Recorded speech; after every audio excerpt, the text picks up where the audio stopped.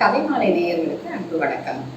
நீங்கள் பர்பரோசா பற்றி கேள்விப்பட்டிருக்கீங்களா? வெள்ளை ரோசா தெரியும், சிவப்பு ரோசா தெரியும், ஏன் ஒத்த ரோசா கூட கேள்விப்பட்டிருக்கோம். அதெல்லாம் பர்பரோசா அப்படின்னு கேட்குறீங்களா? அதை பற்றி தான் நம்ம இந்த வீடியோவில் பார்க்க போகிறோம். வீடியோ போகிறதுக்கு முன்னாடி கதைமாலை சேனலுக்கு இது வரைக்கும் நீங்கள் சப்ஸ்கிரைப் பண்ணணும்னா உடனே சப்ஸ்கிரைப் பண்ணிவிட்டு பக்கத்தில் இருக்க பெல் பட்டனை ப்ரெஸ் பண்ணுங்கள். வீடியோ பற்றின உங்களோட கருத்துக்களை கமெண்ட் செக்ஷனில் போடுங்க, நாங்களும் தெரிஞ்சுக்கிறோம். இப்போ பர்பரோசா என்னன்னு பார்க்கலாமா?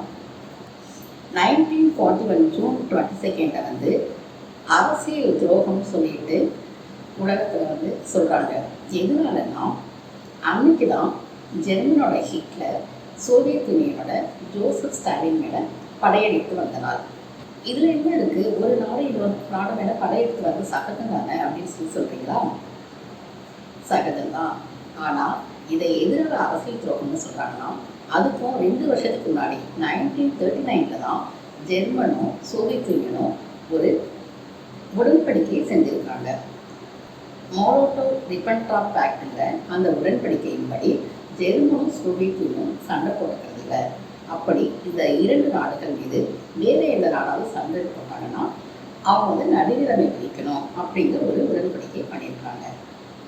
இது வந்து எல்லாருக்கும் தெரிஞ்சு பண்ண உடன்படிக்கை.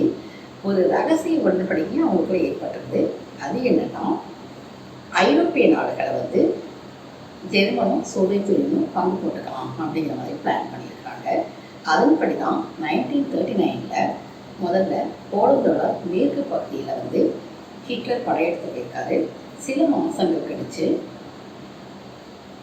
ஸ்டாலின் வந்து போலந்தோட கிழக்கு பகுதியை தாக்கியிருக்காரு.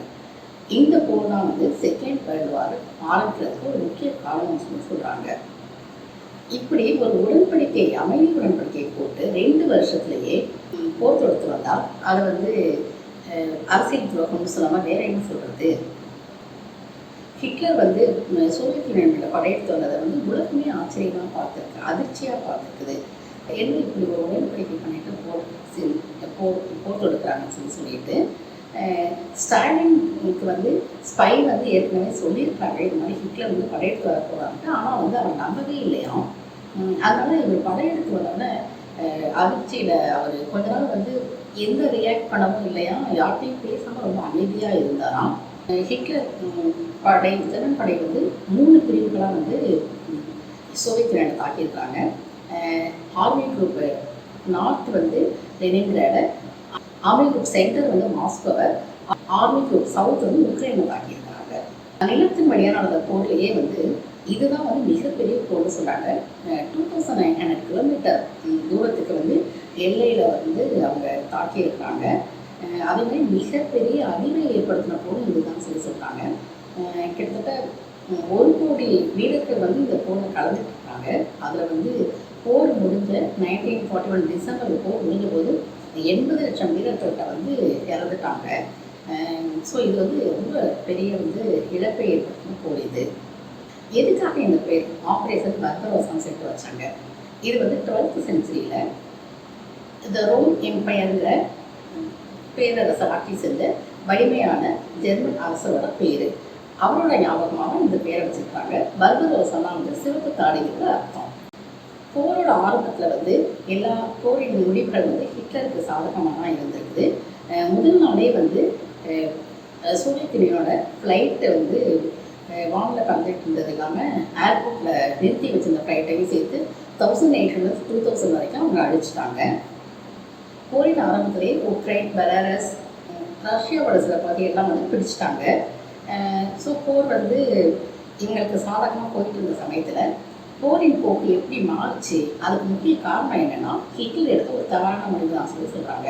அதாவது மாஸ்கோ பக்கத்தில் படை வந்தபோது ஜெர்மனியோட அரசாங்க அதிகாரிகள்லாம் வந்து சொல்லியிருக்காங்க மாஸ்கோவை தாக்கலாம்னு சொல்லிட்டு. ஆனால் ஹிட்லர் வந்து அவங்களோட படை வீரர்களை வந்து லெனின்கிராடையும் யுக்ரைன் பக்கம் வந்து அனுப்பி வச்சுட்டாராம். அந்த சமயத்தை வந்து ஸ்டாலின் யூஸ் பண்ணிக்கிட்டாரு. உடனே வந்து நிறைய போர் வீரர்களை கொண்டு வந்துட்டு படமாக பார்க்க ஆரம்பிச்சிட்டாங்க. ஒருவேளை அவர் அந்த சமயத்திலேயே மாஸ்கோவை பிடிச்சிருந்தா போரின் முடிவு வந்து வேறு விதமாக இருந்திருக்கும்னு சொல்லிட்டு சொல்கிறாங்க. ஏன்னா மாஸ்கோ வந்து சோவியத் யூனியனோட தலைநகர். அங்கே தான் வந்து அவங்களோட இராணுவ தளவாடங்கள், இது தகவல் கட்டுப்பாட்டு மையம், எல்லா முக்கியமான துறைகளும் அங்கே தான் வந்து இருந்திருக்குது. ஸோ அதை வந்து அவர் மிஸ் பண்ணிட்டாரு.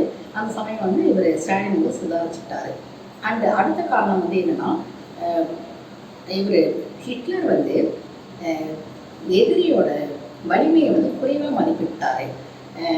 சீக்கிரமே போர் முடிஞ்சிடும், நான் வந்து 2-3 மாதம் போர் முடிச்சு திரும்பி வந்துடலாம் அப்படின்னு சொல்லி நினச்சிருக்காரு.